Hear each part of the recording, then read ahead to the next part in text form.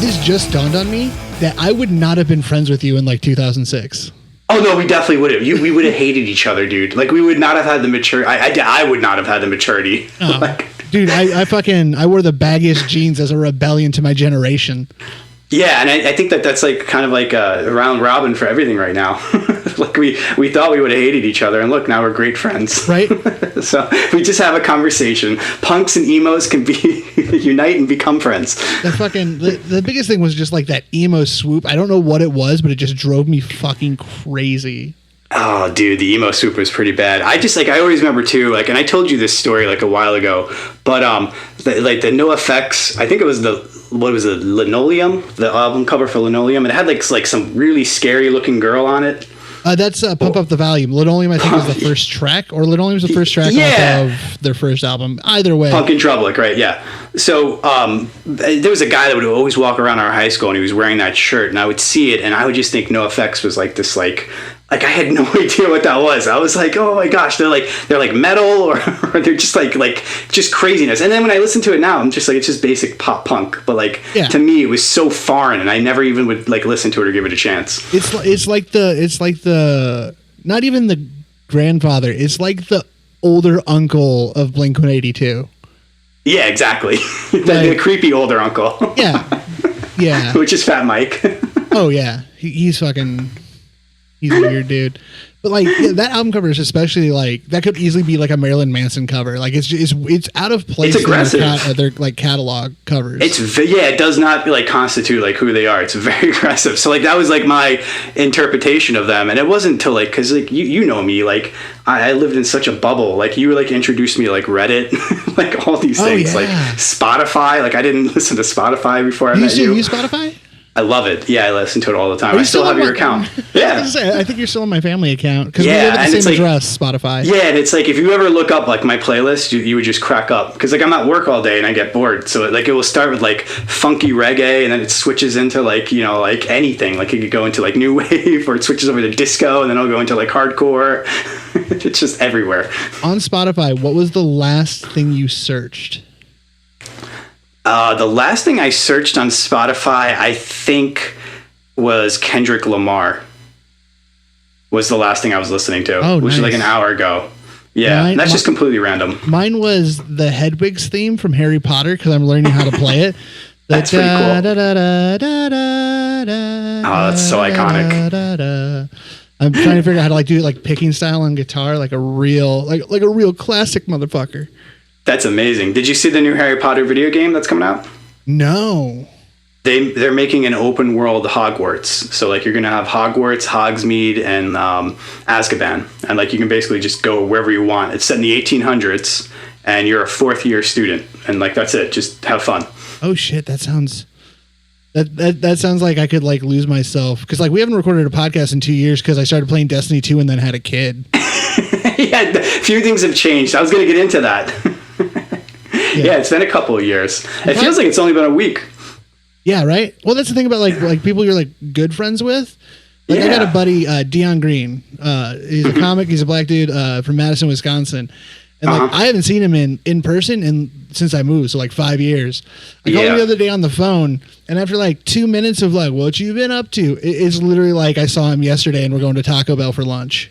Oh, that's the best. That's basically like all like the guys that were in my band back in Florida too. Like I haven't spoken to them in, weeks, months, some of them. And then if you put me in a room with them in 3 minutes, like it would be like, I haven't never left Florida. So it's so good to have people like that. It's that weirdest thing about like everything in life is like your relationships, like the flavor of a relationship doesn't change. Mm-hmm. So like, the same, like if I haven't been to my high school reunion. I've been seeing people I went to high school with in fucking forever because why would I go back? Exactly. But like you see people from a long time ago, and like after like that first couple minutes of like acclimating to like the water temperature of it, like the same dynamics, like social dynamics, still pop up. Like they're just the same. Isn't it so crazy? And it's like, it's so weird because like I would have to say in life, especially later on in life, you're like one of like, as you get older, it doesn't happen as often. You just don't run into people you just click with. You're definitely though, like I would consider one of those people.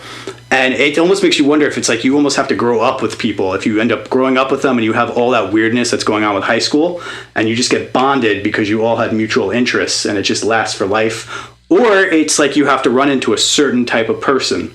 And once you meet that type of person, it just clicks. Like I always wonder like which one it is. Oh, totally. Well, and that's like, because I've been with my wife since I was 15. I know, that's so crazy, man. And that's like one relationship. Like our relationship and dynamic now is different than it was when we were like, I was 15, she was 16. It was different. Like before we had a kid, like our relationship and our dynamic is different now than it was pre-kid. Because like, but does it still feel like it's like the basis, like the core basis? Oh yeah, it's like it's stronger. Right. But in the weirdest way, because it's not just stronger. It's also it's there's like layers now, because she's not just my wife who was my girlfriend. Right. She's you guys have like, had like so many things. Yeah. She's also now she's mom and I'm dad. Right. Which is so crazy. Yeah. Like, let's talk about that, man. First of all, congratulations. Thank you. You made a human. That's incredible. I did. Man. When I put on Facebook when she was born, I put a picture of her and all I put was I made a thing. I know it's incredible, and like I'm so happy for you, and you and your wife both like deserve the best. So congratulations, man. Oh, thank you. Absolutely. How are things? So things have changed, and just like just to put it into perspective, we're going through a pandemic right now. Nobody's really allowed to interact anywhere, and I don't know, man. I miss you, so I'm really happy we're doing this. I miss you too. Yeah. You're on the short list of exceptions. Otherwise, I highly prefer the world as it is now. No one stands close to me in a bodega. I work from home, so like I haven't worn a belt in 6 months. It's amazing, right? I'm still in the city, so I'm going in almost every day. So I'm getting to see Manhattan, as it is, which has just been amazing. But I'm with you, man. I kind of like it like this. It's starting to become like Orlando, though. Like the thing that I liked about Manhattan before was like you could kind of like on every block you could find what you needed. So like, when you're walking around, if you need to find like a bodega or something, you just walk in and get it, and then you can go to your friend's house. Now, not everything's open, so you might have to walk like 3 blocks that way. So it's kind of like Orlando or something. Oh yeah, I took Janet to a doctor's appointment today in this because I moved to Connecticut. For everyone who doesn't know, I used to live in Manhattan. I moved 6 weeks ago. That's awesome. Congrats, man. Thank you. It's nice. I have a fireplace, an ice maker, a dishwasher. What more can you ask for? I have a washer and dryer. Like, why do people have a butler? Like, I have a dishwasher, ice maker, and washer and dryer. Like, I can push the fucking buttons. I don't need a Jeffrey. Yeah, exactly. You don't need the middleman anymore. You can do it with technology. But yeah, it's been good. It's weird. I miss the city a little bit because it's just, even though I've been like working from home, like I still had to go to the corner for smokes and stuff and around people. But when we were in town earlier, I was like, oh wait, I actually have to look for a Starbucks because like half of them closed. So now that's not always one in eyesight. Yeah, I mean, I was going to use the Starbucks example, but like, I didn't want to be that guy before. But it's like, when you're going to Starbucks, now I have to walk 2 extra blocks to get my latte. So I went back to Iowa when Charlie, my daughter, her name's Charlotte. We call her Charlie. We never call her Charlotte unless she's in trouble. We named her Charlotte just to call her Charlie. That's awesome. Sorry. Got the COVID. Not really. We went back to Iowa when she was like 7 months old, and I get to my dad's house, and the first thing I say to him is like, "Tell me this town has a Starbucks." Like, you guys? They did. They had 2. One was in a Target, so that doesn't count. I was gonna say, that's not a Starbucks. And literally every day I was there because we visited her family first down in like eastern Iowa, then went up to northern Iowa where I'm from, and I went to Starbucks. Every day we were there, like first thing in the morning and then again in the afternoon, because I'm like, this tastes like civilization. Yes, this tastes like normalcy. I'm just like, I'm missing like everything. Like, I didn't really even like go to shows often, and like just now, like that I can't go to them, like I'm like craving it. Like that's been like my whole thing. Like, what are you missing? Like, is there anything like you wish that you had? This is gonna sound like a joke, but like, I'm missing the feeling of missing out. Okay, that's fair. Because I didn't like to go to shows, really. I don't like to go do things, but I always like to know that I could. That's me, dude. That's literally me. I couldn't figure it out. That's exactly what I feel. Like I miss being like, oh yeah, oh dude, like MxPx came through and played like last week in Jersey, like across the bridge. Like I could have gone and seen him. Now like I can't even been like, oh man, I could have. Yeah, but I didn't. Yeah, right. Exactly. It's just like it's like one of those things where when you had it, you just didn't really even care about it, and then now that you can't do it, I'm just like, oh my gosh, I would just like if I could just get out and go see some people, be around some people, hear some music, some interaction, just anything would be better than what's happening. Oh, totally. The big thing for me was like when because New York, like we've been slowly easing on like restrictions and stuff. Right. Because we got hit hardest first, but we got our shit together and got through it. Unlike some flyover states that think that they can just shoot COVID. Yeah, it's. I'm American. I don't need to wear a mask. I'm like, well, you should because your grandma will die. But cool, you do you. Bye, Nana. Yeah, it's gonna be a fun fall. That's all I gotta say. Right, and also the whole country could be done if everybody else would just do what we did and like buckle down for like 4 weeks. Anyway, like when we were like, that's not the American way, right? Right. When we were like peak lockdown though, like that was weird because like the best thing about New York City is you are anonymous in numbers. Like you are invisible because of a crowd. Oh yes, I know exactly what you mean. But for some reason I found like walking at like 1 a.m. to like the bodega, like just down the block, like way creepier when there's only one other person outside. When there's like five people like you can see at all times, it's like, they don't give a fuck. They're playing dominoes. But now like, you're a target. Yeah. But now when there's like one other person, it's like now a social interaction. Now all the attention's on you. I know. It's like when you're in a crowded party, you're walking up to the punch bowl, nobody notices you. But if there's nobody near that, you don't want to go near it. Like, am I supposed to say hi to people because there's only 2 of us? When there's like 10 people, I'm not going to say hi to every motherfucker on my way down the street. That's what I was saying, though. It kind of brings back to my point is Manhattan is kind of turning into Orlando, which is, that's exactly what it would be like in Orlando. I've never been to Orlando. I've been to Tampa, but I've never been to Orlando. Oh man, you're missing out. It's fantastic. It's fantastic. So let's talk about you picked up a new bass. Yes, I treated myself. So the only bass I've had for a while was a Epiphone Thunderbird. Okay. Which is like the offset, kind of like the Explorer style body. Oh, okay. I can actually show you. I got it right here. Yeah, let me see it again. So it's this guy.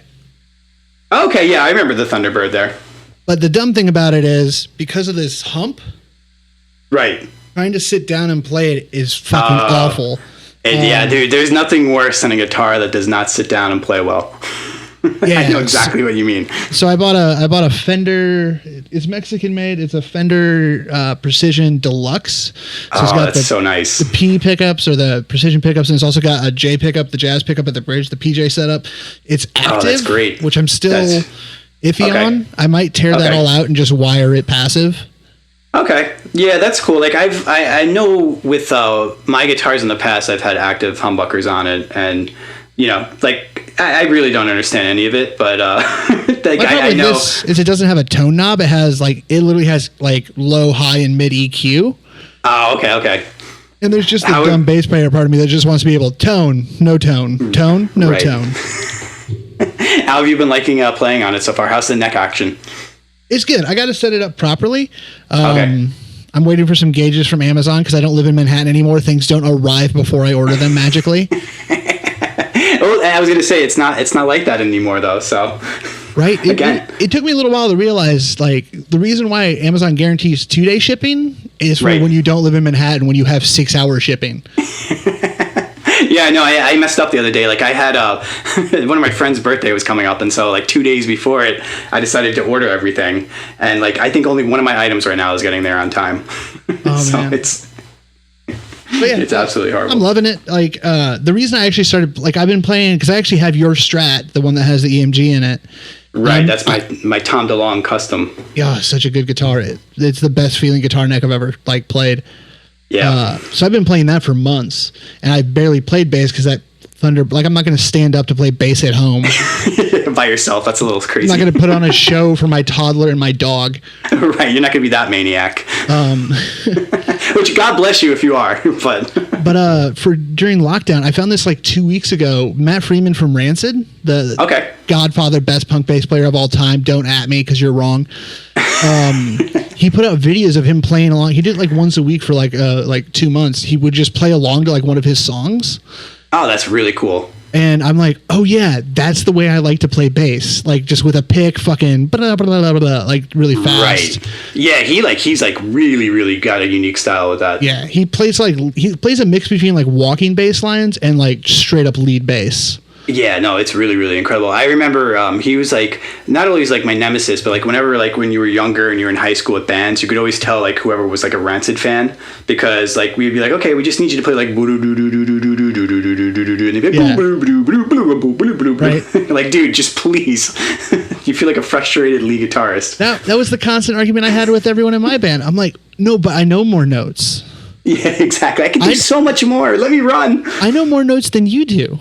Yeah, actually, most bassists probably should have been teaching theory in the actual band. Right? Because I have to figure out what the fuck that guitar player is playing. He's like, it's like this, where you put your pinky there. And I'm like, that's... Yeah, exactly. That's not helpful. I never really thought about it like that. Literally, bassists have to basically learn and engineer the entire song just from watching a guitarist play it. Right, because he's like, you put your pinky there. I'm like, oh, no, so it's a C major 9... And then it goes to A minor. Okay, cool. Got it. So I know what the root is because you don't. That's awesome. So how is the Fender playing on it now? When you sit down, does it have a good feel to it? Well balanced? Oh, incredible. It's I've never had a P bass. I've had a jazz bass before, which has a way thinner neck. Yeah. This one has a bit of a club neck, but like I haven't put it down. My daughter likes it. I let her play with the old one now. Oh gosh, I'm so jealous, man. You tell me too. Like you were starting to look at guitars. Is there a guitar you're gonna get? I think I'm going to buy like one of those cheap, like build your own guitar kits from like StewMac or Fretwire. So basically you buy a kit that has all the parts, the body cut, the bridge, the neck slot cut, like you just basically put it together. Okay. And do you buy all the parts at once, or is this kind of like something, it's like a slow burn? Oh, it's like a paint by numbers. They literally send you everything. You just need a screwdriver and not desire a good built guitar. Okay. So it's like IKEA then. Yeah, and they're cheap. Guitars. It's like $130 to $250 depending on what you get. Like the pickups are crap. Okay. The necks aren't like, they're functional, but like the frets aren't leveled well. They're not like dressed well, where like they can be sharp on the edges. Okay, so like basically when you're playing over it, like it doesn't play well, you'll be able to feel them and whatnot. But then I get the project of like, okay, cool. Now I get to like crown the frets. I get to level the frets. I get to learn how to do like luthier shit because I'm an old man who watches woodworking videos. I was gonna say, where's your shed you're going out to do this in? Oh god, that's the saddest thing about not buying a house, is I don't have a place where I can just like fucking put old speakers up on a shelf and just go like cut wood. Build shit my wife didn't ask for. You said we needed a chair. She's like, yeah, we were gonna buy one. I'm like, but I built you one. Look at it. That's gonna be awesome. Next thing, you're gonna be making like a bass guitar out of the table you have on the thing. I could. I've watched enough YouTube videos. I feel qualified for a degree. That's pretty cool. I during like we got like really locked down into quarantine, I picked up an iRig 2, which is basically just, it will take any guitar you have and converts it and will plug it right into the computer. So you don't need any amplification or any type of preamps or anything like that. So it's been perfect for me. I can just pick up my Les Paul, sit down, plug it in, and then the coolest part is they have digital amps, which to me, like, this is all new. Like I knew like about digital amps back then, but they were never, anything you'd want to mess around with. Like the Fender Mustang amp from like 2006 that had the dial on it, and you'd be like, this is the metal sound. Yeah, exactly. Or like you would have something from Marshall or Mesa Boogie, but it would never actually come even close to like what the real amplification sounded like. But I was actually pretty shocked. I bought like a whole packet of them and was just starting to switch around. And like, there's actually like you play it and it sounds like you're playing with a Mesa Boogie, or you switch it over, it sounds like it's a Marshall. The modeling's really good. Next, you're going to get it's incredible. Next, I should tell you, or depending on how much money you have, I should tell you about Helix or Kemper. What are those? I believe Kemper's an amp head. I don't know. I know what a Helix is for sure. Helix is like a multi-FX pedal board. Okay. But it's basically like Amplitube, but in a pedal board, but with extremely accurate models of amps and sounds. And what's his name? I can't believe I'm forgetting his name. The dude from Cream, John. I have no idea. John. He's like one of the like greatest blues players ever, and I know his name, but like I feel like I'm forgetting the color of popsicle in my hand right now. Like I know his fucking name. Like for whatever reason, I just keep thinking Eric Clapton, and I know that's who I'm thinking correct. of. Yep, that's it. Right? It was Eric Clapton. Oh, was it Eric Clapton? Okay, cool. John. Well, I was going to say that, but you said John. Yeah, so. I'm a fucking dipshit. Eric Clapton. John. You're John. Yeah. Well. Anyway, they modeled like the actual vintage like Marshall amp he used to do like shit in the 60s. Like they modeled his actual guitar, because his guitar that he like played live with on like some famous BBC concert, like Guitar Center owns. Yeah. Well, I mean, like that's the other thing too. Like you don't realize is like when you have that guitar with that specific setup, and then you really have to be that type of player, and then you have to have that amp and then that guitar again, and you're able to make that tone. So like that's like super important. So they're actually able to like almost like flash like dry it, like freeze dry like that that guitar like setup. Like it's amazing. It. That's so cool. They've modeled like we're living in the future, man. Yeah, they've modeled like crazy custom amps from the 60s. And the cool thing is too is like artists like there's this great guitar player on YouTube, Rhett Scholl. Okay. He plays mostly like blues, Americana, roots, rock, gospel-y type stuff. He's active right now? Yeah, great YouTuber, amazing guitar player. The type of music he plays isn't like my favorite. Mm-hmm. I like it, but it's not like what I'm most drawn to, because I'm still just an angry punk kid. But his guitar tone, like he's one of those guys that like he knows, like he hears a pedal, he's like, oh, that's a tube screamer. He just has complete understanding of the entire. He hears something, he's like, that's a P90, but it's in the middle between on like a Strat. Like, he's like one of those dudes, and he uploads all of like the profiles that he saves in his pedal board that you can just download.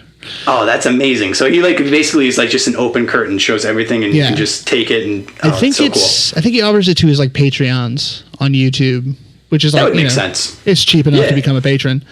No, I mean like it's like awesome too, because like that guy is probably so talented that even knowing exactly what he's doing, probably like nobody can even like get close to recreating.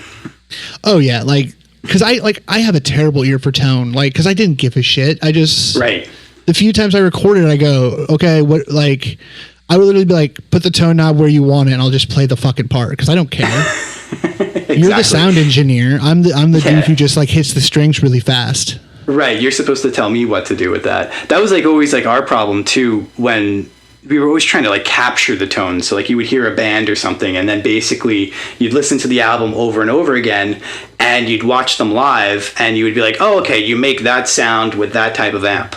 But like you really don't realize is like, no, like when you're recording, it's all specific amps and heads set to certain tones and specific settings. With recording, it's so much more, because it's not just like the sound of your guitar on its own doesn't matter. It's where it sits in the mix and so like maybe if you took if you ever listened to like the actual stems of a track, like where you can go to like get the multi-recording of something and listen to like just the drums or just the guitar. Oh yeah, basically just isolate the one instrument. Yeah, and when you listen to it, it sounds like the guitar tone isn't great. It doesn't sound full. A lot of times it sounds thin because it's already mastered and it's like ironed down, so like all these things fit together with no seams.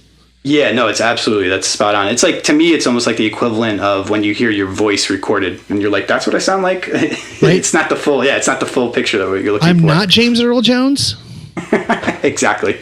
Because in here, I'm a deep, sultry baritone. Out here, I'm kind of a nasally fuck. Exactly. Oh, man. Anything else? I quit smoking. Oh, really? Yeah, I'm doing the Juul. Like awesome. How long have you not been smoking? Since August 30th. August 30th. Good for you, man. Yeah, I miss it every day.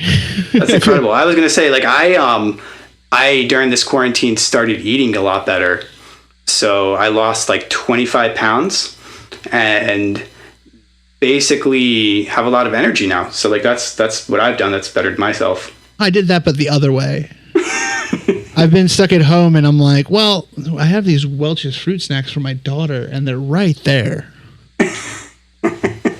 How has it been with having her in the house? It was good. She's been in daycare since like April. She was at her old daycare in the city, and then she started daycare here like 2 weeks ago. Oh, that's cool. How was the move for her? Was she able to Oh, she loves it here. She can run. Yeah. She has space. She's not, because our old apartment in Manhattan, like it was a 1-bedroom. Oh yeah, it was a typical Manhattan apartment. It was amazing for a couple. Of course, yeah. And then we got a dog. And then we had a fuck trophy, which is what I call kids. It's a participation trophy on my part. I didn't really go the distance. I was just kind of also there. But like once we have a dog and her, because like kids come with so much like their own furniture. Oh yeah, dude, it's complete. It's like living with another couple. Yeah, I can't even imagine. Yeah, but like now we actually have space. She has her own room, so I can put all her bullshit in there. That's awesome. How long does she go to daycare for? Is it for the full day or just for a half day? Full day. I drop her off at 9, and then if Janet gets my wife is an EMT, Janet. If she gets a late job in the city, because she still works in Manhattan every day, she's been working through the whole pandemic.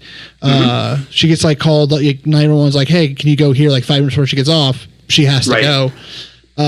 So if I have to, I'll go pick her up. But usually she'll get her on her way home. Oh, that's perfect. And Janet's still working in the city? Yeah, she's been off for a couple weeks because she sprained her ankle, but otherwise, she's been working this whole time. That's great, man. That's great. So what she I'm trying to think what any new albums that you've heard recently of interest? Anything there? I'm trying to think on my end. I went through a huge jazz kick for a while, so jazz kick. I was doing that too. Oh, Motorhead. I got really into Motorhead. Oh, really? Motorhead? Because the guy sings like this all the time. Yeah, he does. That's kind of random. What was bringing that about? YouTube algorithm was like, hey, watch this video of Lemmy from Motorhead playing with Metallica. That's pretty cool. And I'm like, oh, yeah, I forgot about Lemmy. Because he sings he puts his mic up at an angle like this, so his voice is stretched. Yes, he sings up into it. Mm-hmm. Yeah, I know exactly what it is. He plays an old Rickenbacker bass with a fuzz pedal, so it's just real gritty, and it's stupid fast and really easy, but it's just I don't know, I love it. It sounds like a hot rod playing rock and roll. A hot rod playing rock and roll. I'm trying to look up. There's a YouTube channel that I found, and it's been around forever. It's just one of those things I should have known about it, but it basically started off doing hardcore shows and posting them live. And hold on, let me look this up. This is embarrassing too. Everyone that once I say this, people that would know this is are gonna be like, is he kidding? It's Hate 36 or 36. Hey, hold on. You ever heard it? You know what I'm talking about? Not it's at based all. out of Philly. Hold on. Philadelphia. YouTube.com. / right. Videos equal archive ? And of course, when I want the internet to work, it's not going to work. So. Oh, dude, I got a gigabit internet here. I'm so happy. Oh, dude, I'm so jealous. That's Queens too. It's still the same crappy internet that everyone's using, and there's no bandwidth to go around. Right. All right. And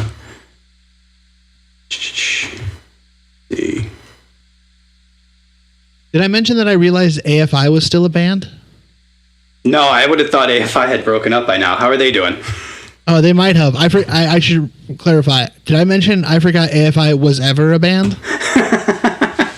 I never got into them. I knew 2 of their songs, and then they had that stupid Miss Murder song. Not stupid, but it was just overplayed on modern radio. Right, I know. That was when they finally got big and went mainstream type of deal. Yeah, there was one big hit that had that this boom ding ding bass line. I was never into them. I was always infatuated by them because he, as a lead role, he's kind of ambiguous with his sexuality. He's not a guy, he's not a girl. I don't know if that's by design, but okay, it's just so it's not just me. I thought that was just I didn't know. Yeah, exactly. So it's that, and he's got a high-pitched voice, so you're okay, what's going on? And then the band is very flamboyant. It's almost like Jane's Addiction-y feeling, they're the Jane's Addiction of the punk world, kind of. Yeah, no, that's good. Yeah. And so when I first saw them, they have that attraction, so there was always the look to them, but I was never really into that type of music, all the Halloween core or whatever it was, the pumpkins and the jack-o'-lanterns. They were the Jane's Addiction of SoCal punk. Exactly. But they loved the styling of the Misfits. Exactly. That was exactly it. They had the flair of the Misfits, but it's basically the Jane's Addiction. And even the lead guitarist kind of looks like the guitarist from Jane's Addiction, Dave Navarro. They kind of got the same vibes going on there. And then you had Perry was the same exact thing. But we should do a deep dive on them because otherwise I'm never gonna figure them out. I'd be down. Like, I'm the same way. That's a band I think is probably got some very interesting background stuff going on there that we can dig up and see what's going on. Right? Because they've always been around, but they've always like, it's one of those bands that, like, I feel like unless you have a friend that's their favorite band, you know about them, but you don't like know them. Well, that's what I was going to say. And like, I was bringing it up, and like, one of the, things I was thinking about was just like kind of, I was bringing up before missing shows, and like you and I, like, we weren't going to shows like steady, but we were going to them. But there are people out there, they were going like 2 shows, like once a week, twice a week. You know what I mean? Now there's nothing going on. There's no more live entertainment. And like, I'm missing it. Like, I always like kind of just start to think and dive. What was your first show that you went to? Like, what's your first show memory? Like, what was it? Was it a local show that was like the first standout show? Was it a professional show? Like, what was it? The first memory, I was 3 or 4, and it was my dad playing. Oh, okay. Yeah, because he That's played right, in like your dad bar was bands. in bands. Yeah. Okay. That, like, until I was like 5 or 6, that was his main income, was like playing bar gigs. That's so crazy. Where were you guys? You guys were in the Midwest? Yeah, Northern Iowa. So he'd play like, he was in a band called Witch Hazel. Like, that was so his big awesome. one through like the 80s and stuff. And they would do like, Guns N' Roses covers or whatever. Yeah. Yeah.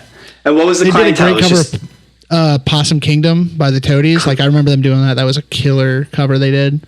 So you would actually go to like the bar shows? Like, you have memories of being in the bar watching your dad play and stuff? Yeah, mostly if he did like daytime stuff. Like, they had like Mason City, Iowa, even though it's a small town, it has a good like musical culture, because that's where Meredith Wilson is from, the dude who wrote The Music Man.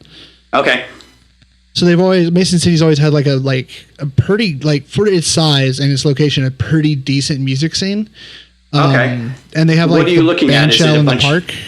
Oh, okay. So like a band shell. And is there an actual venue there where bands would play, or mostly Yeah, they'd have bars? like festivals and stuff in the summer. They'd have like bands play all day. That's awesome. And that's my first memory. Like, I've seen pictures of me like literally, like, because I was a blonde hair like when I was real little until I was like 4 or 5. Bright blonde hair, big blue eyes. There's actually a picture of my daughter when she was 6 months old, and a picture of me when I was 6 months old, and we look identical.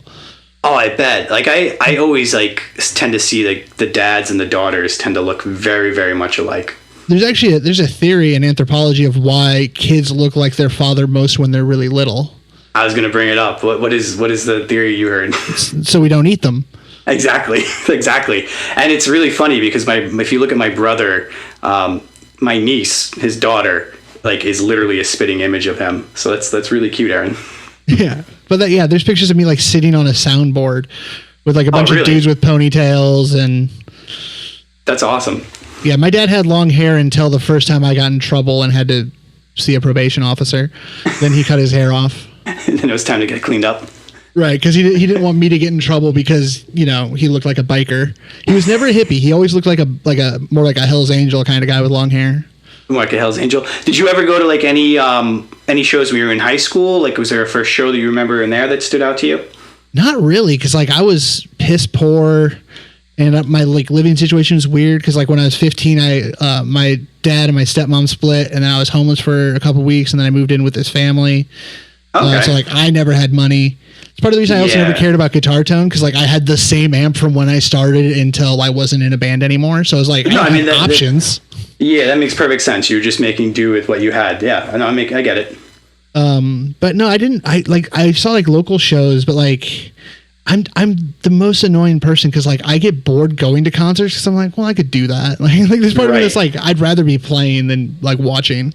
Well, yeah, I mean, that was always like my problem too, is like we were always playing. So I never really enjoyed concerts. You know what I mean? Because like we were never there like as fans. So like whenever we were at a show, it was to watch bands we knew, or it was like a band that like we really respected and like we were going to watch. But most of the time, like we knew the people in the venue and stuff. So it was like a different situation.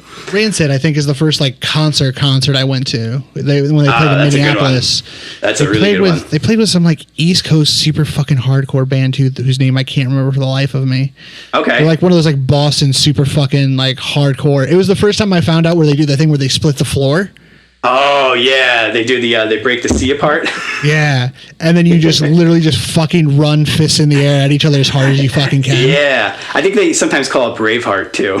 It's the other one. Yeah, I was at a show once.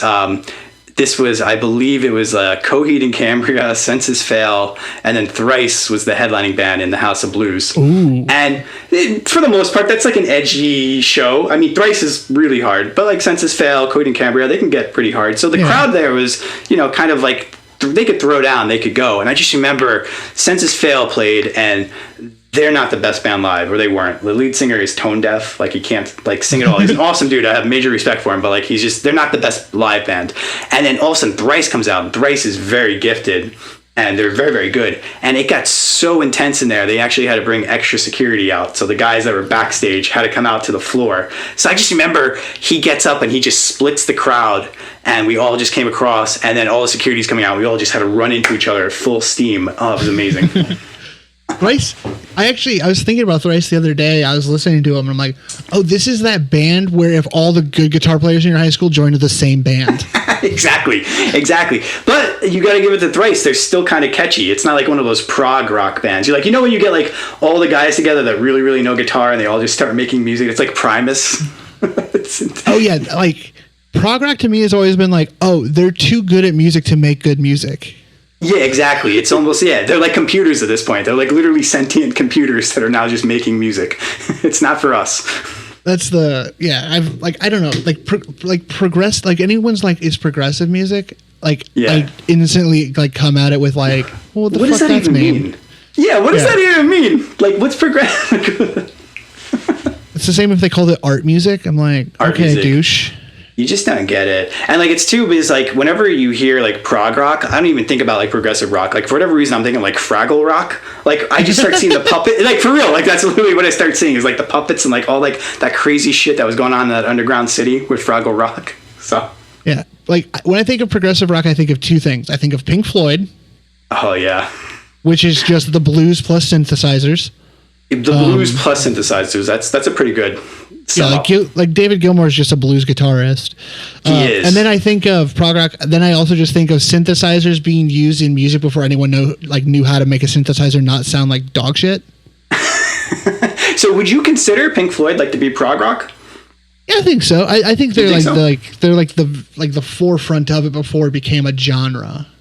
Like I've weirdly, of all bands, you mentioned Pink Floyd. I've been so into Pink Floyd lately. This past like 3 or 4 months. Really?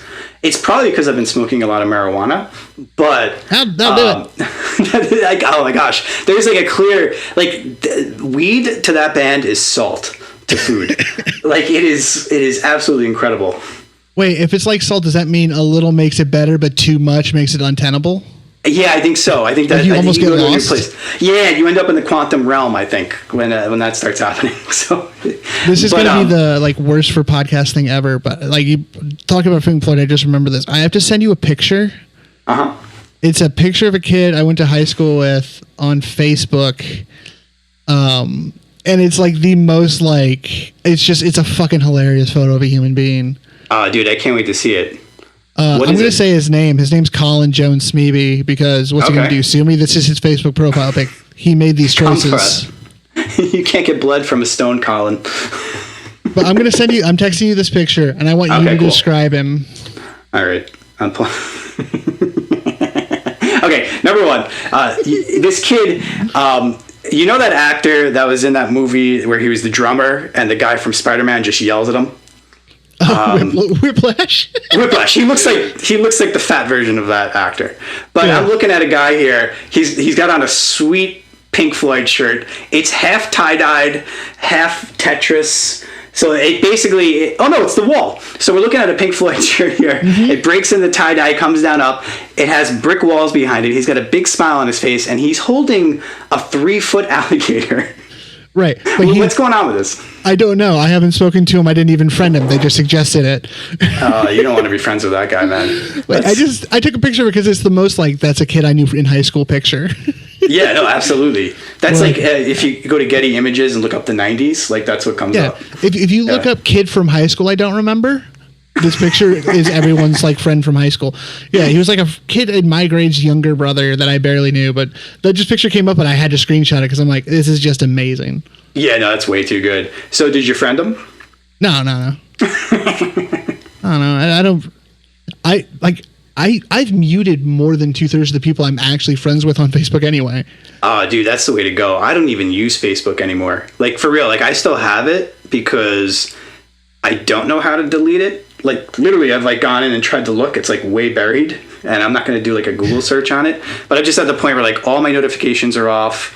Like, you leave me a comment on there, I don't know about it. Every, like, 2 weeks, I'll log into it because they somehow will find a way to give me a notification. Even though I have everything turned off, there'll still be, like, a red dot.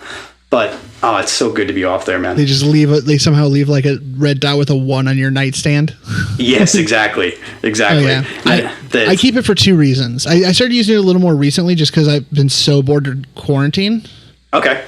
But I don't delete it for one reason, because I have a friend from Madison when I did stand-up named Alan Talaga, who on October 1st every year for the last 13 years, on October 1st just writes a status that says, "Somebody go wake up Green Day." Oh, okay. It's not an amazing joke, but I love the fact that he has done this without fail for 14 years straight. That's a tradition now. That's a tradition. Right? I have to like that post. Yeah, no, like, I completely get that. Yeah, no, I mean, that's rooted. Like, if you stop doing that, then you stop being who you are. So I completely get that. Right. It's like a central location in time and space.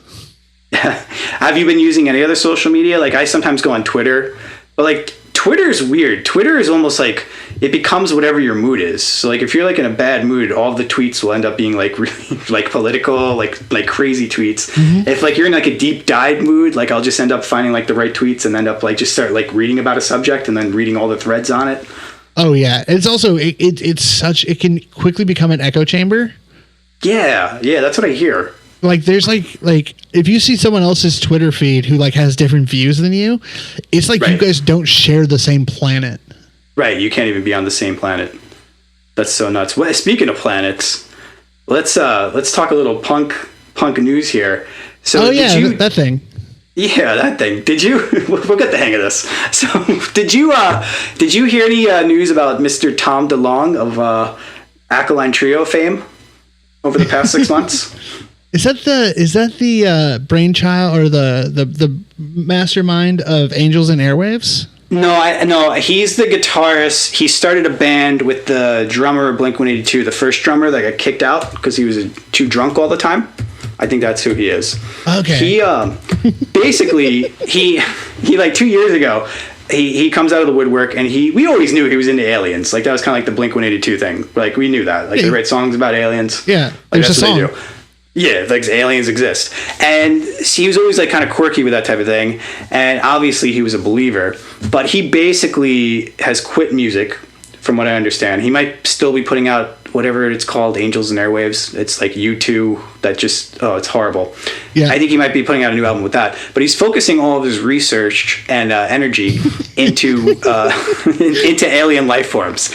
And so he went on Joe Rogan's podcast like 3 years ago, and that was a weird one where he's just going off about how he's a CIA asset. And a lot of people tuned into that because it was the first time we had heard from, the guitarist that's no longer in Blink-182. We wanted to see what he was up to. And I just remember leaving that. And I remember I called you that day and I'm like, I think Tom DeLonge is doing drugs. Like he sounded like he was like on drugs on this podcast. He's talking about how the CIA has him as an asset and aliens are real and the government picked him and they've chosen him to be the person to disclose it to us.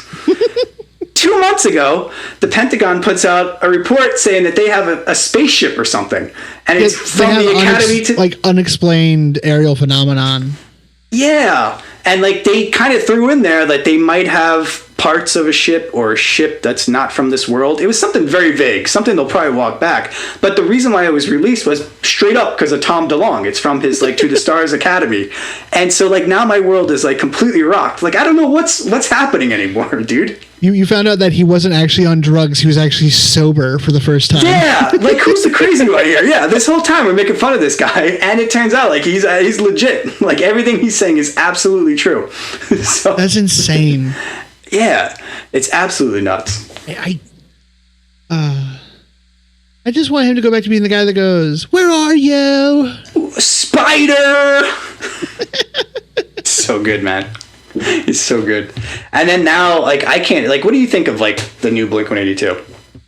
It's all right. I listened to the album. I didn't save anything to a playlist, so that right? I think that's like Like the modern day of like panned. Yeah, it's like weird. It's like they're almost like now like a Now album. Like, you know what I mean? Like one of those Now compilations. Yeah. Like it has the same like a feel to it to me. Like you hear it like, oh, that's catchy, but it has absolutely no like resonance with me like at all. Well, it's like it's so hard because like they've been doing a certain style of music for so long.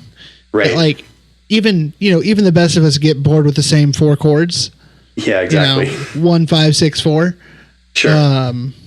But like, well, you got to throw in the palm mute, Aaron. Well, yeah, and then you got to do that the like na octaves up to lead into the chorus. Sting chords, a few sting chords here. Yep, there it's out. But like, yeah, I don't know. Their last album, like, I was like, this seems like they're trying to like blend. They want to be like Blink-182 if they did pop now. Yeah, exactly. It's very modern. It's a postmodern take on Blink-182's original formula.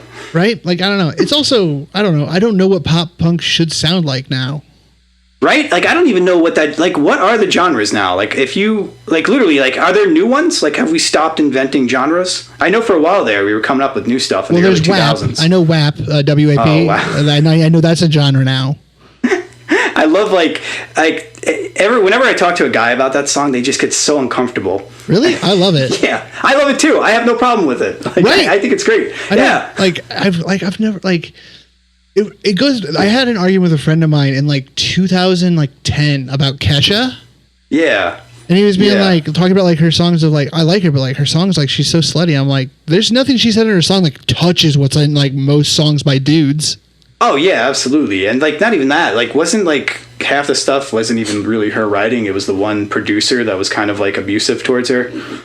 I don't know the dynamics of the writing, like, but like, do you know what I mean? Like, it's that thing of like, oh, she talks about like she wants to go out and like find a guy, and I'm like, yeah. And in this song, this dude talks literally about like very specifically like fucking a vagina for like 10 minutes. Yeah. Oh, absolutely. But that's fine. Yeah, like, absolutely. It's like two standards is basically. Oh yeah, no, 100%. Yeah, like, yeah, it doesn't bother me at all. Like, and honestly, it makes me laugh just because like, what's the line? Park that Big Mac truck in my little garage, like, cracks me up every time. Oh, it's so good, dude. The lyrics are so funny. Because there's some things I'm like, that's not even good dirty talk. Yeah, no, it's not even. Yeah, it's like, oh, that's like almost offensive. One of my friends, Jake, he's a engineer for Sirius, and they had on Gilbert Gottfried on the show that he was working for, and they had him read the lyrics to W.A.P. Oh, I think that's on YouTube. I didn't click it, dude, but I remember it's been blowing up. Yeah, it's been blowing up. Like right after it happened, he sent it to me, and I was like, dude, that's freaking amazing. But like now it's like all over the internet, dude. That is absolutely amazing. Gilbert Gottfried with any song just makes it better. You mean you don't want to hear Iago talk about wet ass pussy? Jafar! Wet ass pussy! That's so awesome. Oh, it's so awesome. Speaking of old news, this is something I didn't realize how long ago this was until I actually like went to go refresh my memory on it today. Okay. I had this thought when the article came out of like, oh, we should do the podcast again just for this article. But it was literally a year ago. It was literally September of 2019. That's awesome. But the Offspring fired their bass player. What? They fired their bass player like completely out of the band? Yeah. Like he's gone. Why? The guy. Like, is there any? So it depends on who you believe. Do you believe a guy named Greg K, or do you believe a dude that goes by Dexter and a guy called Noodles? Oh, dude, you're gonna have to put your money with Dexter and Noodles every single time, in my opinion. I have read both of their lawsuits, the lawsuit and the counter lawsuit. I read the entire legal document of both. Dude, I can't even imagine. Just so, like, if anybody is listening, we did an episode a couple of weeks back about the Offspring. It was an Aaron episode. It was one of our better episodes. You should go back and listen to it. But basically, one of their albums is one of the best-selling indie albums of all time. Like Powerball numbers. Like they made ungodly amount of money. So for them to be kicking out a member of their band, it's a very big deal. Because like it's been like what, the same guys since they started almost. 3 of them. So all right. Yeah. Let's break down the players. We got Dexter Holland, singer guy. Yeah, lead singer. Dreads in the 90s, spiked blonde hair ever since. Right, and he's called Dexter because he's smart. He's like Point Dexter. Yeah. His real name is Brian, I found out from these legal documents. Okay. Because I've never bothered to Google him. He's always got on the like Oakley shades too. That's kind of his thing. Yeah. Then you have Wasserman. I think it's Kevin. I don't know. They just use last names mostly in like the legal paperwork. He is the other guitarist. He has like big goofy glasses. Then you had Greg Kiesel or Greg K, who played bass, and like those three were like the core members of the Offspring from '86 until 2018. That is so insane, dude. Like what an influential core group of guys there. Yeah, right. They've had different drummers over the years, which comes up in the lawsuit. So here's the claim: Greg K, who sued them, claims that Dexter and Noodles conspired to kick him out. Oh, okay. And deny him his rights as a shareholder in Offspring Incorporated. Oh, okay. So basically the band has been turned into an actual company, which is obvious. It's making a lot of money. Once you're that big and you like tour internationally, you have to have like a legal identity. So the bassist is saying that the guitarist and the lead singer are purposely trying to kick him out of the band, making his life difficult, so it's easier for him to not be involved. And Dexter and Noodles claim that they asked him to leave and he agreed to leave. Oops. But the interesting thing is for damages, Greg K in his lawsuit claims that he should not only be paid his share for like the trademark of Offspring and any like musical royalties, which he'd get musical royalties on the old stuff anyway, like you just do. Oh, of course. But also that he should continue to receive a share of Offspring as a like co-owner of Offspring Incorporated. He wants future earnings. Yeah. Oh, that's clever. This is going to be really interesting. Did they actually go to court yet? Do we know what happened with this? I have no idea. I couldn't find anything more recent than like the big articles from like a year ago. We got to look into this. I will give you an update next week. Yeah, we'll figure this out. That's great. But so here's the thing. When they kicked out their drummer in 2004 or early 2000s, like their drummer that was with them like from like through the 90s up till that point. Oh, so pretty integral. Greg K in an interview basically said like, no, like he was never like a founding member of the Offspring, and like he doesn't just like we're not going to give him like future earnings or in perpetuity. Like he literally talked about the band of like, no, this band like we're just like a punk band, dude. Like we're not like some big company. Like they're going to totally use that against him, aren't they? Yeah, like in this article, he's like he always like he thought Offspring would last like another 5 years. Like they're a punk band. Like it's not like they don't think that far ahead. But like in his lawsuit, he claims the exact opposite of how this should work. And they've kicked out another drummer since that drummer too, and he was also on the side of like, yeah, no, he's done. He doesn't get any more money. Well, yeah, I mean, like, and the weird thing is like we've talked about this in the past too. Is drummers are like, especially with punk music, they're so pivotal. They're literally the wheels to the car. So for the Offspring to get like that run with that drummer, that's like when all the magic happened. Yeah. Like that's literally like that's one of the guys. So for the bassist to be saying that about him, like yeah, you kind of dug your own grave there, man. So to have a good punk band, there's three things, and you need two. Or actually, that's it. There's three things. One of them you have to have, and then the other two you can have one or the other. You don't really need both. Well, let's hear it. You have to have a good drummer. Yeah, that's pivotal. It's just to play that fast and that like in time and like in the pocket. 100%. You have to be good. So you have to have a good drummer. And once you have a good drummer, you either need a really good bassist or you need a really good guitarist. You do not need both, and you probably shouldn't have both. No, if you have both, you have a problem. Like 100%. You should also have someone who can kind of sing. Yeah, that's usually key. But to be honest with you, like sometimes the less they can sing, the better it is for your band. Oh yeah, like Tom DeLonge. Tom DeLonge was such a better singer before he learned how to sing. No, absolutely, 100% agree with you. It's one of those weird things. The more lessons he took, the worse he got. Right, because he lost just that weird like sound. Yeah, and then when you break it down too, like Blink is actually a perfect example. Blink, Travis is one of the best drummers of all time, arguably. He is. I always like to use the word arguably because when you like want to say best, like there's always like, but there's always like once I say arguably, it's like someone could make a case for this that I would believe. Like Travis Barker is arguably the best punk drummer of all time. I'm not saying he's the best, but the argument could be made. Yeah, like if we were lawyers, I would be okay going up in front of the judge to make that case. I might not win, but I have a lot to work with. Right. Yeah, so there it is right there. Like, because they had the original drummer, and then they kicked him out. They get Travis. All of a sudden, they take off. And then when it comes to the music there, obviously, like, we don't know them, but Tom was a little bit more, it seems, the gifted instrumentalist. Yeah, I've never thought Hoppus was a bad bass player. Hoppus was weirdly, like, I remember, like, MX Tabs in, like, the early Oh my 2000s. God, MXTabs.net, dude. The forum? Oh my God, yes. Like, oh, for wow, some that's reason, a blast in the past. in, like, 2003, like, it was just, like, it was in vogue to just fucking hate Hoppus.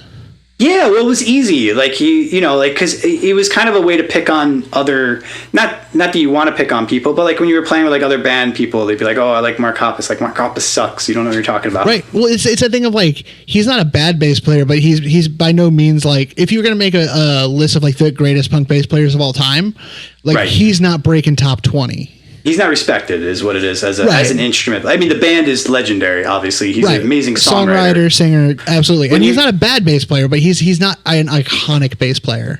Right. I mean, we would both sit here with a straight face and say, like, they're almost the Lennon and McCarthy of songwriting for pop punk. It's like...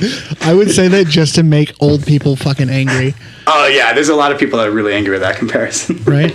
Except unlike the Beatles, like, their drummer was the, like, best musician in their band. Yeah, exactly. Not knocking Ringo, but like if we're talking just raw talent, like Ringo was not the most talented Beatle out of them. It was Paul McCartney, honestly. No. But yeah, no, I think about that a lot. Like I completely lost my train of thought. But yeah, like. Well, no, we were talking. We started comparing to the Blink-182, what makes up a pop punk band, but we were talking about the Offspring and kicking out the bassist. Yeah, I'll find out. I don't know if the lawsuit ever like where it went or if it's settled, because it also was like scheduled to go to court right around when COVID went crazy. Oh yeah, so this is probably like still in the wings. This is going to be so fascinating. I do know that the Offspring recorded and finished an album that they still have not put out, probably because of all this legal drama. Oh, is he on the album playing it? I believe he plays some tracks on it. Yeah, dude, this is gonna be great. Can you? We were talking about this a little bit last week, but can you imagine these guys having to go to court and just the way that they are, being the pop punkers with the pop punk look? I mean, one of the guys. What's the guitarist's name again in the Noodles? band? Noodles. Now, Mr. Noodles, I may just be a southern lawyer here, but could you please tell me why you think Dexter would make a better bandmate than Greg K? Now, Noodles is about to answer that, but his lawyer cuts him off and starts whispering in his ear. Noodles is also wearing a mechanic's outfit that says Noodles on it, because that's all he wears. Like, he's not going to show up to court in a suit. He still dresses like a fucking MTV VJ. Right. And like, what's the backstory with him? Wasn't he like a janitor at their high school, and he joined the band because he could buy them beer? Like, that's the guy that's going on the stand here that's about to decide the fate of who gets money in this band. Oh, yeah. Like, he's like, don't fuck it up. Oh my God! Or like, could you even imagine too if the Warped Tour was still happening? And we missed our episode. We wanted to do an episode about how there's not Warped Tour anymore. Oh yeah, we were going to do something on that, but that didn't work out like the Warped Tour either. Warped Tour would have been dead this year either way. Oh, 100%. Although I could see them still trying to get it going with the crust punks, still trying to get out there even with the COVID regulations. Oh yeah. Dying in a pandemic is a crust punk dream. No, that would be the way to go. But can you imagine having to deal with the Offspring as they're going through their divorce, right? on the Warped Tour? That would not be easy either. I really want to know how it turns out. I'm trying to think about other pop punky things or punk things that went on. I know. I'm trying to think too. I went to a show called Punk Island, which was held on Randall's Island, and it was all like organic crust punk bands. So that was kind of fun. On Randall's Island, how do you tell who's a crust punk and who just lives in one of the shelters there? I know, exactly. That was kind of like exactly how I felt on that. But it was amazing. It was a collection. It was probably like 500 people. And there was probably like 16 different stages. Like, you could just show up and set up a stage if you wanted to. It was all like do it yourself. But there was some sort of organization to it. But one of the big bands was Daze and Daze, which was a band that you showed me way back in the day. Oh yeah. Yeah, which I've now gone to see them live like 3 or 4 times. Like, every time they come into the city, I go to see them live. Did they play Misanthropic Drunken Loser? Yeah, it's one of my favorite songs. Yeah, that song's beautiful. Oh yeah. They just came out with a new album. It was the first album. This is punk news. The first album they put out on a record label. Do you know what record label it was?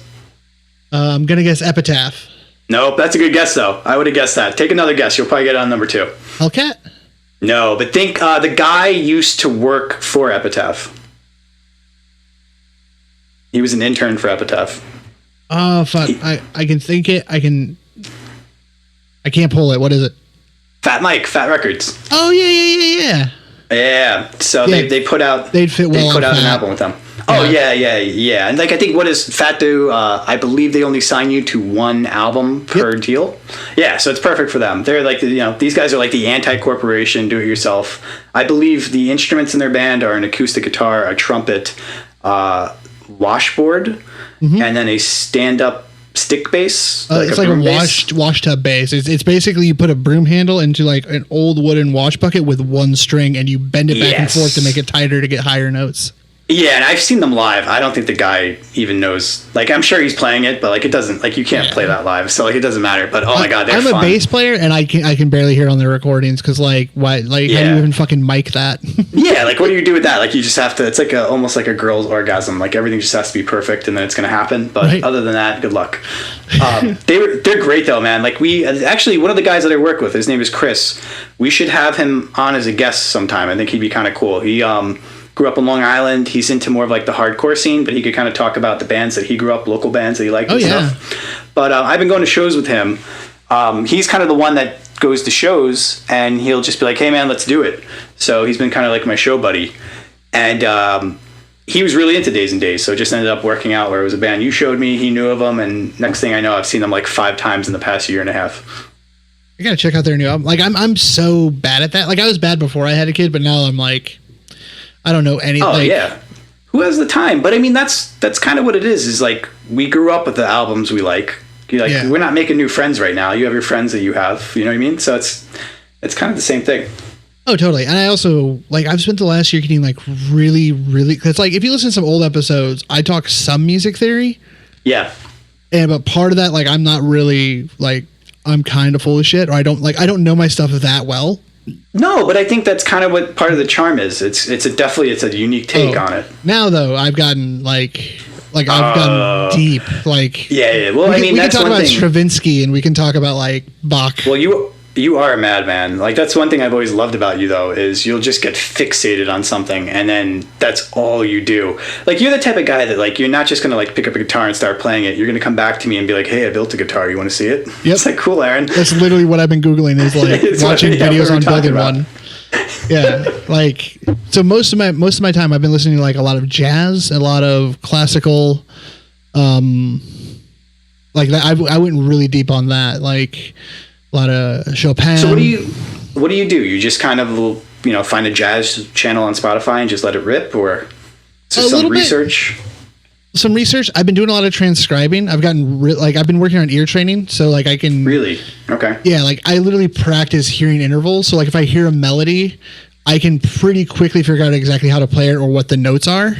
Oh wow, that's a gift though. That's really good to have. Like I can hear a chord and I can pretty quickly figure out, okay, so it's a C major chord in second inversion. Yeah, you're the opposite of tone deaf. Yeah. Yeah, like, which is like really, really weird. Not to cut you off. Like one thing I've been noticing is whenever I'm high, I'm no longer tone deaf. Like it's absolutely insane.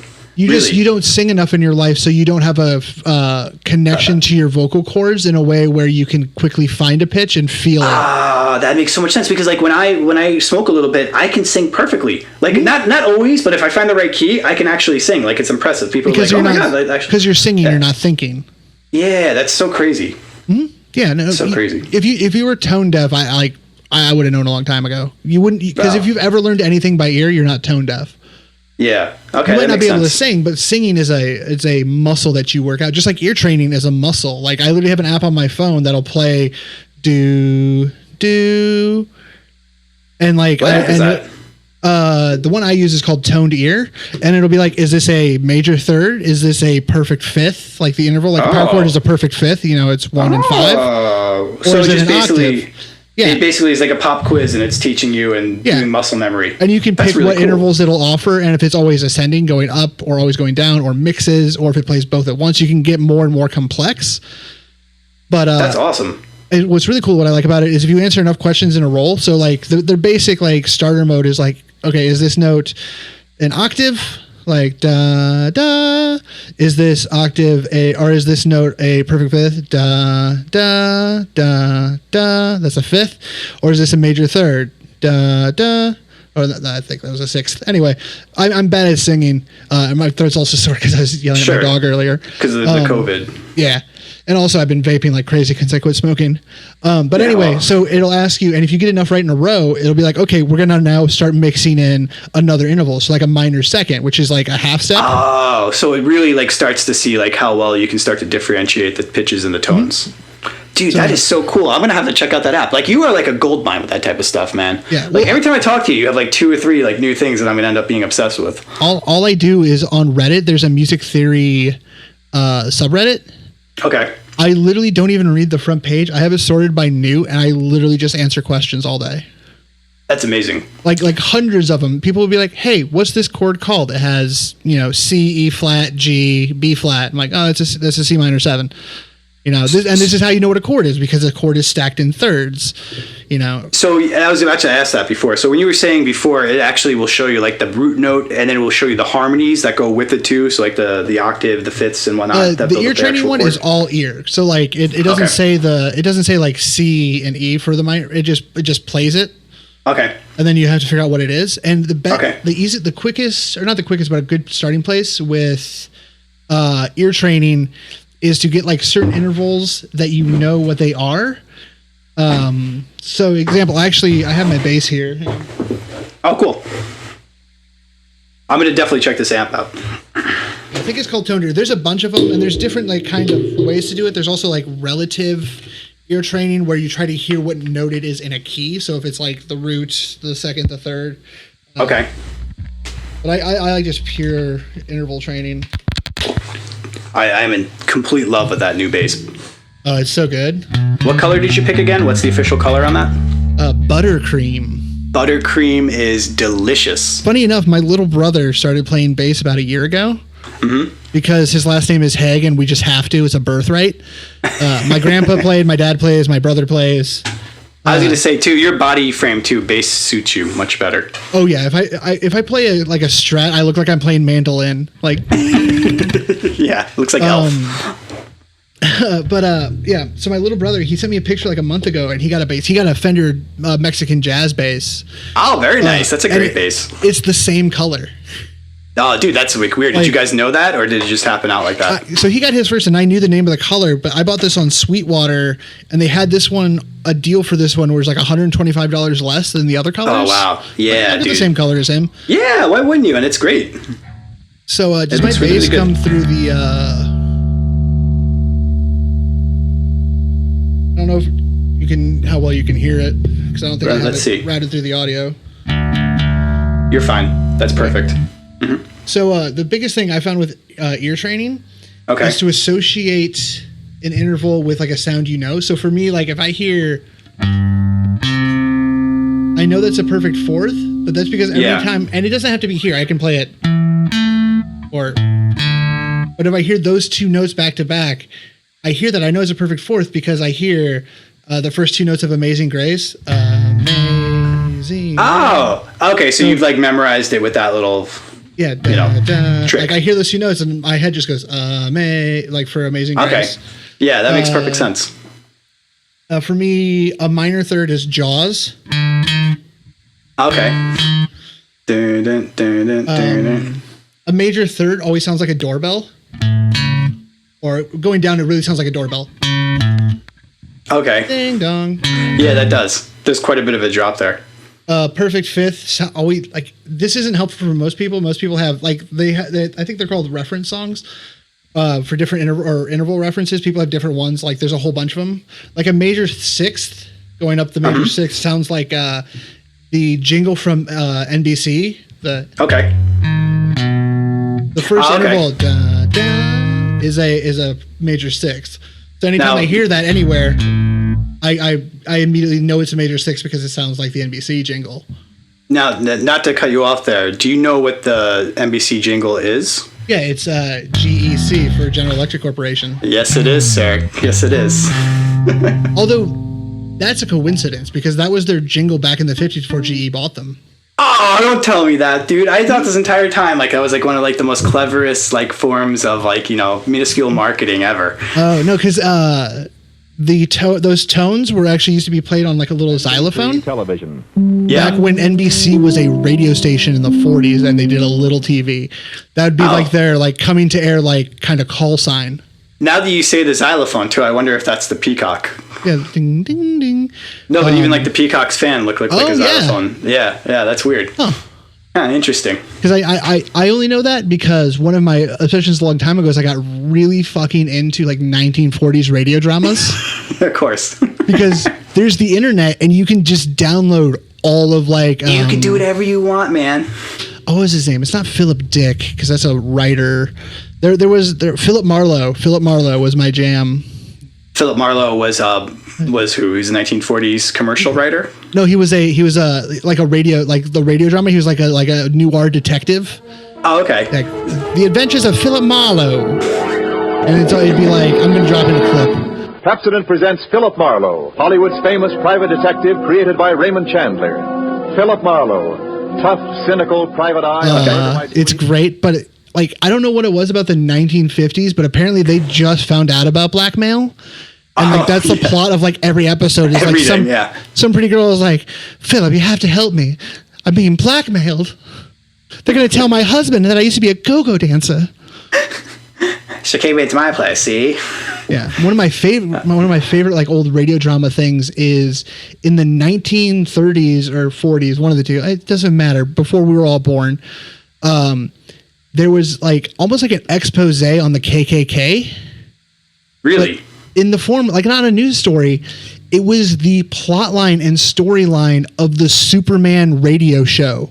What? Superman's villain for like a 2-week arc was him fighting the fucking KKK. KKK, man, that's crazy. Because here's the thing, back then, a lot of people, especially outside the South, they didn't know what the KKK was.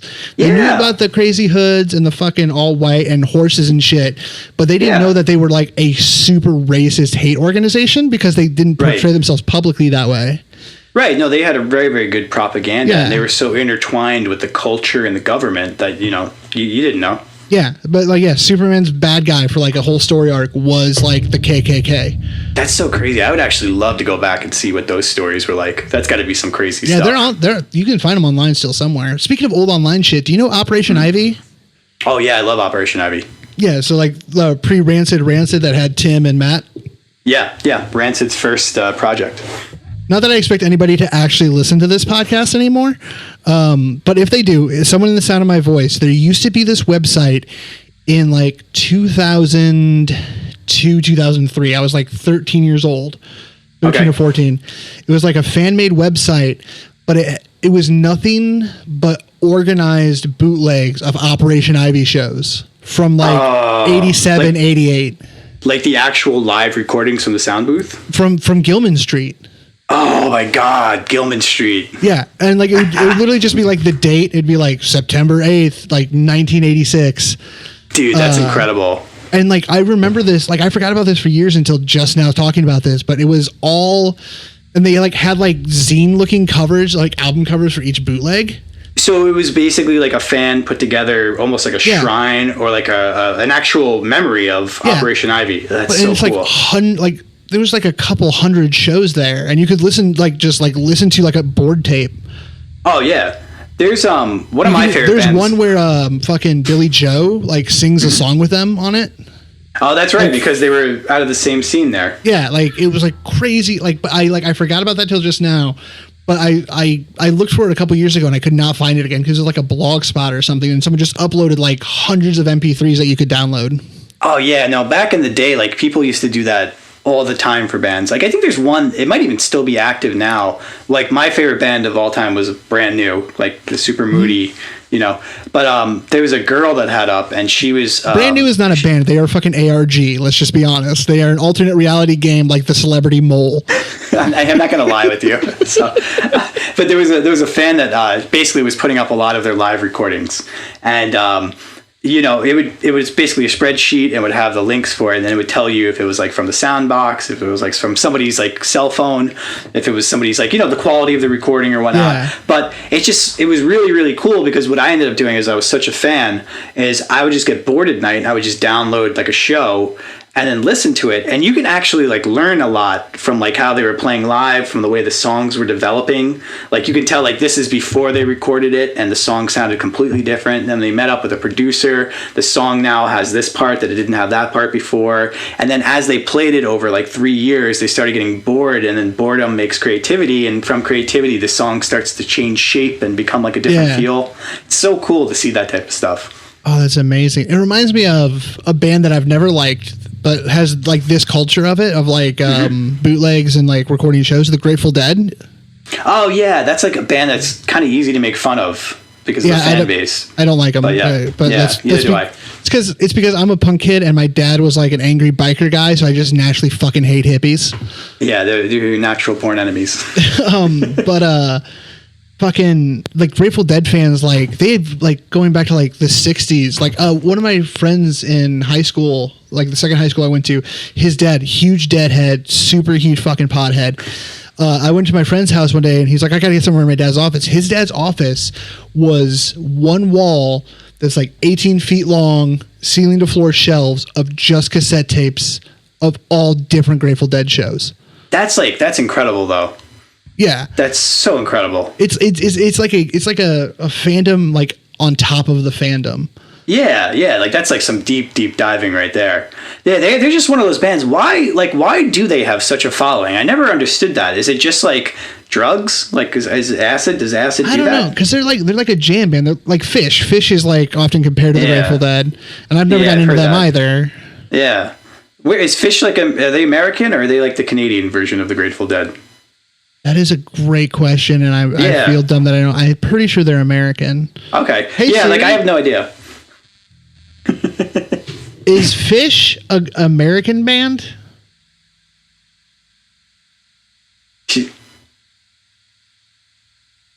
She's going to tell us. Phish is an American band that formed in Burlington, Vermont in 1983. They're from Vermont. Wow, I didn't know anything came out of Vermont. That's pretty impressive. Vermont's really hippies, isn't it, though?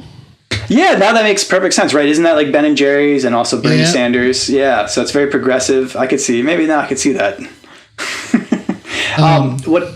What were you saying though about the Grateful Dead? Oh, just that cause my friend's dad, he didn't go to like 1,000 Grateful Dead shows. He's been to a lot, but like they will like make copies of shows and like trade them around for each other. Like, hey, I'll trade you this one from 86 if you got a copy of this one from like 72. That is so fascinating. So it's like actually its own like economy. Yeah, it's almost like they're like I was gonna say like Garbage Pail Kid cards. Like they're like trading around like these like things. But so basically like people will want to hear like a specific show. I wonder why that is though. Like, is it more tied to like the event history that was happening with the show? Like this is the show that they did at like the Wall, or is it more of like they did something special with that specific type of show that's different from their other shows? Right. We're gonna become Grateful Dead fans. We got to be careful. I don't want to get too far into this. Never. I refuse. If I see someone with a Grateful Dead shirt, I ignore every opinion they have.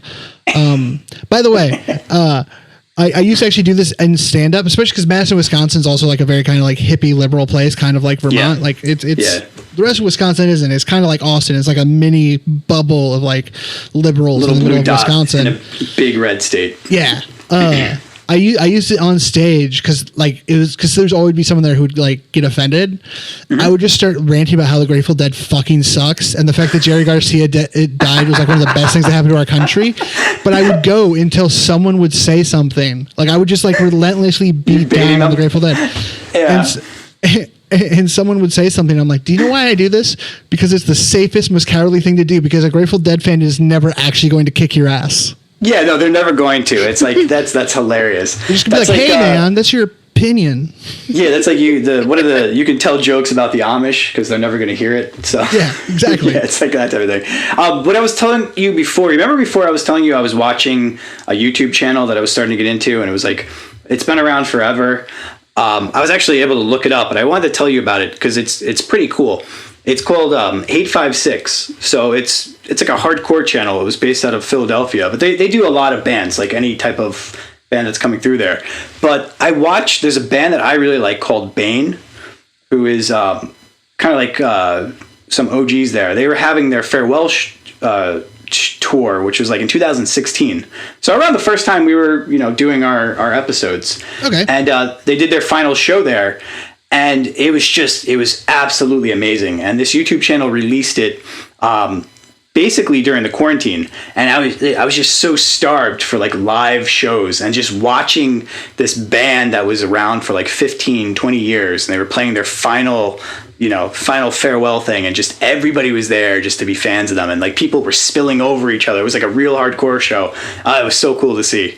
It was so cool to see. But this channel is amazing. Like, if you've never heard of it, you should check it out. It's absolutely incredible. It's hate like opposite of love, like, 5, 6. It's a weird name. It's HATE and then the number 5 and then SI, X. But they have, every hardcore SEO? band. Oh, go ahead. Yeah, they have like every hardcore band you can think of. But like I found one that you would have gotten a kick out of. Like it would have been one like if you and I were together, we were bored one night just watching bullshit. They had like an old Saves the Day concert. So it was like Saves the Day from like 2001. But to see him as like 80 pounds and he's up there and he's got this little high pitch and he's at a hardcore show because that's all they tape. It was hilarious. But it was cool because we always were interested to see where the bands came from, and Saves the Day came out of the hardcore scene. So you see this emo band playing this hardcore room and it's just like, oh, it's so much history. I do miss moshing. I got too old and actually angry. You might hurt someone. You know the song Bob by NOFX? Yeah, he spent 16 years getting loaded. It's about a guy who's like he doesn't go into mosh pits to mosh. He goes into mosh pits to like fucking hurt somebody.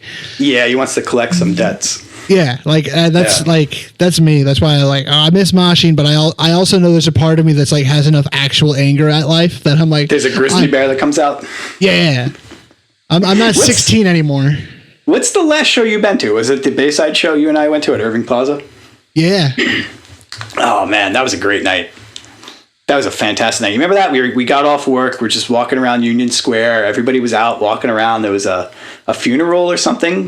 Like it was like a jazz. There was a New Orleans second line. Yeah. Yeah. It was so cool. We just followed it for a couple of blocks before we went into the show. That was Union Square, right? Yeah, Union Square. We went into Irving Plaza. That's like their House of Blues size venue in Manhattan. I love Union Square. And we saw, what was that band we saw? I forget their name that opened for them, but it was the girl band. Pottymouth. Oh, they were so good. Yeah, I still have the T-shirt and the stock. Yeah. It's my only stocking hat is like a bright green Pottymouth hat. Yeah, they were really good. It was kind of had a little bit of Courtney Love vibes to it, one of our favorites, but maybe that's just me because they're girls. Like, I don't know. I completely forgot about our Courtney Love as a time traveler theory. Well, I was going to ask you, has anybody recently passed that we should be concerned of where she was? I don't think there has. I think the last one was probably Bowie. Yeah, Bowie would be interesting. For people that don't know what we're talking about, Aaron and I, we uncovered a conspiracy. Yeah, we have a thesis. It's unsettling, people. So we're going to tell you it, but just be prepared. We're almost positive at this point that Courtney Love is in time travel. Mm-hmm. Time traveling person. Time whore, some people will call her that, time traveling person, if we're going to be more politically correct. But, everyone's always kind of thought that Kurt Cobain maybe didn't, what's the word I'm looking for here, Aaron? Maybe he didn't kill himself, right? Yeah, someone might have said that before, that maybe he didn't kill himself. I don't think we're the first. No, we didn't come up with that. There's always been a theory that maybe Courtney Love killed Kurt Cobain. We're not saying that, though, but maybe she did. We think that if she did, she actually might be a time-traveling alien. And that's why she always seems like she's out of it. She's not really like a drunk. She's basically got like the worst jet lag possible. Well, she's not used to existing in only 3 dimensions. Yeah, it's pretty tough when you have to put yourself and compress yourself from whatever dimension you're from into 3. She usually exists in all 11. But I'm just saying, if, Jimi Hendrix happened to be around, a drunken blonde whore the night that he died, or if Janis Joplin happened to be, getting a ride home from a drunken blonde whore the night she died, you know what I mean? I wouldn't be shocked if it happened to be Courtney Love. Yeah. By the way, I said Time Lord, like Doctor Who. All right. But I'll go with Ward as long as you keep doing it with that like Queen's accent on it. The Queen's accent. Yeah. Yeah, no, she like it's her job to go through and kill musicians before they start making bad music. Yeah, and as a Time Lord, that's what you do, not a Time whore. Mm-hmm. Time Lord. My bad. Oh, my shit. Bad. Hey, got anything else for this week on your mind? I was going to say, man, I think we're going to end on that note. Cool. Unless you got anything. Is this the part where we tell people that we're going to keep doing this, but we made 2 agreements? What's that? The first agreement is that we don't edit the show anymore, really. That's right. There's really no edits. This is going to be it. Yeah, I will edit out technical difficulties, or if we need to take a break, if my daughter wakes up or we have to go to the bathroom or something. Otherwise... Yeah, it's going to be free form. Except for once a month, we're going to go and we're still going to try to do the episodes we used to do where we really deep dive on an album or an artist or a topic. Yeah, like so. It was basically fun to do research. Yeah, like the old style episodes where like we'll basically break down like a Blink-182 album, or we'll just talk about Rancid. Yeah, who knows? We can do whatever we want. We do A.F.I, like try to figure out like what album by A.F.I. Hey, if you have a suggestion, what A.F.I album should we listen to? Anybody out there show on Twitter. Yeah, anybody out there that's an what's their name? A Fire Inside fan. If you're a Fire Inside fan, please listen. Wait, is that what AFI stands for? I'm almost certain that's what AFI stands for. Yes. You're not fucking with me. This isn't like Adidas stands for All Day I Dream About Sex, right? You're not fucking with me. It could be like one of those things where I just made it up. Or I've heard it so many times that now it is true. But I'm almost positive that AFI stands for A Fire Inside. In fact, I could see the album where it's written out A Fire Inside on it. So. But if there's an album that we should listen to by them, let us know. Yeah. I think we might eventually start having some guests on, if that's easy to do. We could just have people come on that like want to talk about like their local scene, like where they went to shows, who were the big bands at the time they were in high school. We just want to go down memory lane, nostalgia. And I think the more we do it, it's just going to get fun and we'll get better at it. Yeah. My goal is 2 things. I got to talk to my friend John, and if someone finds this and needs to kill like anywhere from an hour to 2 hours during the week and want to hear people talking about bullshit, we're your guys. And we're going to try to keep it anchored around, the music we went to high school with. But if we veer off into some weird stuff, that's what's going to happen. We're 30-year-old millennials who like, what did you describe the movie Whiplash as? The guy from Spider-Man yelling at... The guy from Spider-Man yelling at... no, it was a... I don't even remember now, man. It seems like it was hours ago. It was such like a mom description. It's the guy from the car movie with the girl from that Geico commercial. You know the one where they got the gun and they got to save the baby? You know what I'm talking about. It's very oddly specific. Right. Like it's super specific, but not descriptive. Yes, exactly. I'm saying a lot of words, but there's nothing coming from it. No, I did. I call it like it feels like a dad thing. Like I describe things that way all the time. Like my wife was like, "Oh, that band." I'm like, "Oh yeah, that band. They had the hair, and they had that song. They didn't do that song Blue October, but they're really popular at the same time. They sung the song about the thing. The thing. Come on, the thing. Oh, sorry, it was 3 Days Grace. I was trying to reference 3 Days Grace. Exactly. No, I should have known that. Yeah, he had a faux hawk, and they had that song about the "I hate myself, everything about you" song. There was one summer where the only 2 songs on the radio were "Hate Me Today" by Blue October, and then that Buck Cherry song. Oh, well, number one, I know the Buck Cherry song. The Buck Cherry song was like, "Come tomorrow, I'll be gone, save tonight." No. I'm talking. No, that's Eagle Eye Cherry or whatever his name is. Oh. This was like in like 2006. There's Blue October that had like ballad "Hate Me Today," and then Buck Cherry had "Crazy Bitch." Oh, she's a crazy bitch, oh, yes. Unfortunately, now I have that song in my head. I know exactly what you're talking about. There was one somewhere like those 2 songs, like it just went back and forth on like rock radio. Yeah, that wasn't the best year, was that? I mean, it wasn't as bad as this year, but that wasn't a great time to be alive. Oh, we had better music this year so far. That's true. That's true. I wonder what Buck Cherry's been up to. That's something I'm going to have to look up. I'm going to write that down. Let's see what Buck Cherry's been up to. Hey, Siri, call Buck Cherry. She might. Oh. Just a sec. Damn it. Nobody. Oh, you think that's his real name, Buck Cherry? I think it's a band. They had another song before that was like kind of popular, I think. Like they weren't a one-hit wonder. That was like their like weird comeback hit. Oh, really? Was their first song the song I was singing though, or no? No. Yours was Eagle Eye Cherry, which was like a '90s pop rock. Like, that's a catchy song type song.